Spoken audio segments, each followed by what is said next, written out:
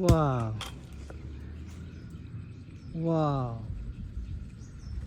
Fresh ডাব খেতে চাইলে চলে আইসো ধান খেতে।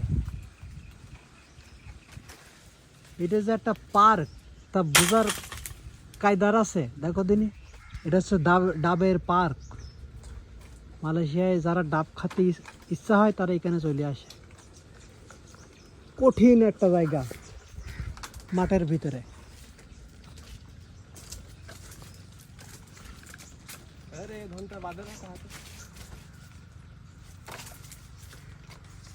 একেবারে ফ্রেশ, একেবারে ফ্রেশ। এইসব ডাবের নাম রেখেছে মধু।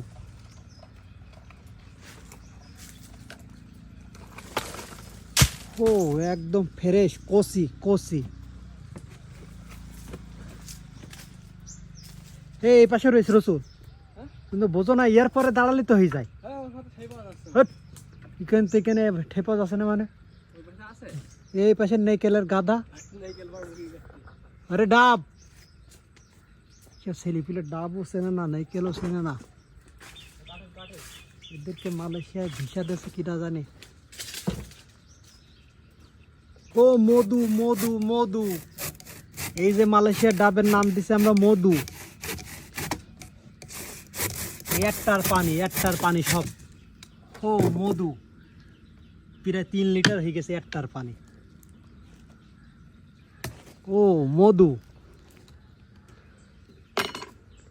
এই গরমে শীতল হালকায় খাতে হবে এই যে কোকোনাটের পানি। মধু মধু হালকা হালকা হয়ে